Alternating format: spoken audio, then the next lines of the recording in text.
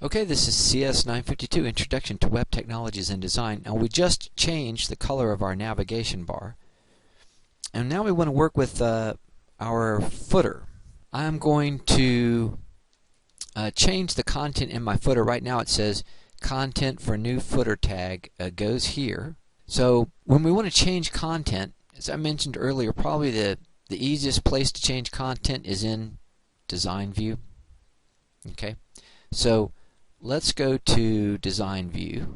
Click under Live View. I want to switch to Design View. And I want to change this content in the footer. Click on the footer here in my status bar. You can see it's highlighted. And I'm just going to drag over that. And I'm going to type in copyright, C-O-P-Y-R-I-G-H-T,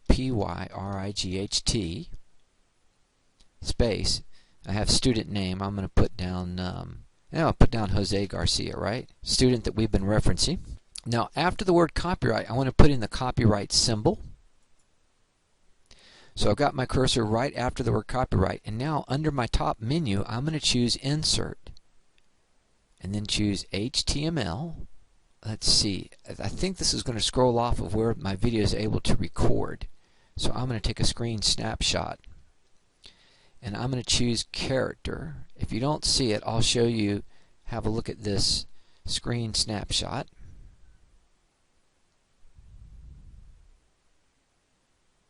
Okay, so we've added in this text that says copyright Mr. Jose Garcia, and I've got my footer selected here in the status bar. Now right now we can see that our footer does not have an ID and it does not have a class.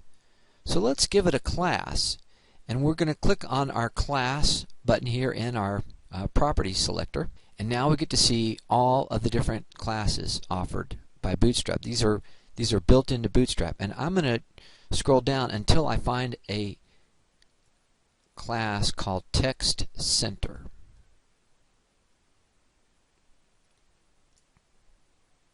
Here it is, Text Center. And you know what's nice? They centered the text to help us know what it's going to look like. So let's click on Text Center, and now our text is centered. Now we're going to further customize our footer, and we're going to do that by creating a selector just for our footer. Remember we talked about in our introduction concepts, we want to target the footer on our web page. And to do that, we need to create a selector for it. So how do we create a selector? We're going to go to our CSS designer again, and we're going to make another new CSS file. So we're going to go through those steps we went through just a second ago. Under Sources, we're going to click plus, and we're going to choose Create a new CSS file. And again, we're going to choose Browse. And under our name, we're going to type in Styles, S-T-Y-L-E-S. Again, it's going to be a CSS file. And I'm going to say Save. And then we get our we return to our Create a new CSS file dialog box. Our file is styles.css. We're saving it in the CSS folder. We're going to link to it, and now we say OK. So now we have a new file called styles.css. So we have a total of 3 CSS files. Bootstrap has the basic Bootstrap setup for us, our ground rules. Nav has the special styling that we just want for our navigation, and Styles is going to be the file that we will be working with the most in this class, and it has all of the custom styling that we want for our web page. So I'm going to add a new selector, and I do that by clicking, we're going to go down here to Selectors, and I click on the plus sign in Selectors. So I'm going to hit plus, and my selector is going to be pound F-O-O-T-E-R for footer. Now the pound sign indicates that this is an ID. If it started with a period, it'd be a class, but a pound sign means it's an ID, and you can only have one of these on a page. Now I'm going to hit Enter. Now how do I make my footer actually, how do I give it an ID of footer, right? We've got footer defined here in selectors. Well, as soon as I created that footer, ID, if I click down here in my ID box, now we have a new ID available called footer. Whatever we have in this list over here is going to show up in this list over here. So let's click on footer. Okay. Let's go look at our DOM, our document object panel, and let's look at our footer. When we click on our footer now, we can see in the document object panel it says footer. It has an ID of footer. That's how we're targeting it. And it is a member of the class text-center. So it gets the properties of the text center class, which is centering all the text, and it also has an ID of footer. So what do we do with this selector now? Now that we're able to target our footer, we can add in the rules that we want to add to the selector. So here's what we're going to do.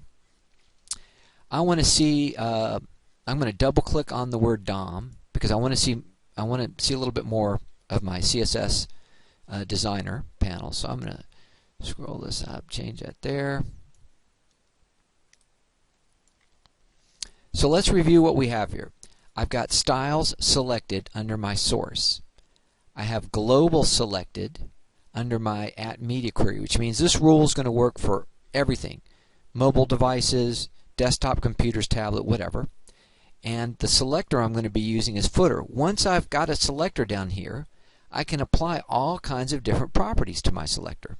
And in this case, what I want to do is I want to add 20 pixels of padding at the top. Padding is space inside of this box. So right now you can see the text is just right up against the top of the box and the bottom of the box. Watch what happens if I type in 20, 20, and hit enter. Now I've got a padding of 20 pixels. That dashed gray area, that means that that's empty space. We can't put anything in there that's a pad around our text. Now let's go down to the bottom and we'll also type in 20, 20, enter. Great. So when I was working with Adobe CC Color, I made a little snippet of the actual colors displayed, and let's have a look at that real quick. If I go to pencil, I think it's out here, maybe it's stored under resources. Yeah, I have a little color snippet, and these were the colors that I selected when I was using Adobe Color CC. Now what's kind of neat, I'm going to scale this down so it's not too big, is I can use Dreamweaver to go out and directly grab any of these colors. And what's neat about this is you can use it for, these are colors I got from Adobe CC, but if you've got a logo or an image, anything that you want to pull a color off of and find out exactly what that color is so that you can match it in Dreamweaver, that's actually pretty easy to do. So I've got my snippet open. I'm going to go back to Dreamweaver, and I need to kind of resize my screen so that I can see both Dreamweaver and my snippet here at the same time. Okay, so I'll put my snippet right there. So here in my CSS designer, I've got styles, I've got global, I've got my footer selected, and we're working on the background color. So I'm going to click on the Set Background Color button. Now here's what's neat. I can take this eyedropper, I can click and hold on that eyedropper and then drag it to any color on my screen. And as I do, Dreamweaver will calculate and show me what that color is. So I'm going to start with this kind of burgundy sort of color and release on that. And now that color has been added to my color palette in Dreamweaver. If I want to save this as a swatch so that I can use it later, I just click on this plus to add that as a swatch. Now if I want to remove it, just click on it and drag it off, but I want to keep that, so I'm going to click on it to add it. Now let's add in that the next color that I got from Adobe CC Color, and it's this sort of brown color. Drag over that brown color and release, and now there's my color in Dreamweaver. Click on plus, added that. Let's go for the next color, sort of burnt orange. And then again, I'm going to click on plus to add that.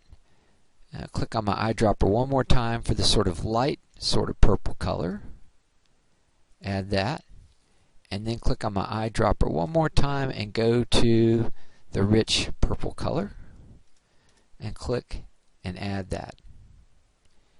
And that is how easy it is to bring colors into Dreamweaver. Now this is really great. If someone has a logo, as I mentioned, you could get the color right off the logo. If there's some text that you like, if there's a picture that you find online and you really like that particular color, you can go out and grab it. Let's say, for example, if I go to and I decide that I really like this blue color. Let me drag this down here. If I decide I really like this blue color that we use for West LA College, how hard is that to bring into Dreamweaver? Well, I just click over here on my color picker, drag, click on the eyedropper, and then just bring it over, and that will give me that dark blue color. You can see the dark blue color now is showing up in the color picker. If I like that sort of the orange color used for the navigation bar, that's how hard it is to get that orange color from the navigation bar. Or if I want to get in the blue color from this blue background color, it's that simple. You can use this eyedropper to drag over any color that you want and bring it right into Dreamweaver. So this is a really good way if you've got images or logos or icons and you want to match that color in Dreamweaver, you can do so with complete precision. Okay. So maybe I'll keep this kind of bright orangish color from the menu bar. And then I close my web browser, and right here it is. I have it saved now in Dreamweaver. Click over here. There's our color. If I want to add it to my color palette, just click on the plus. If I want to remove it, just click to drag it away. But the color I was going for my footer is that same purple color that we used for our top navigation. Okay, there we go. I have one problem. I can't see any of my text, right? Because I've got black text on that purple background. So how do I change the color of my text? I click over here under Text Properties and go to Color.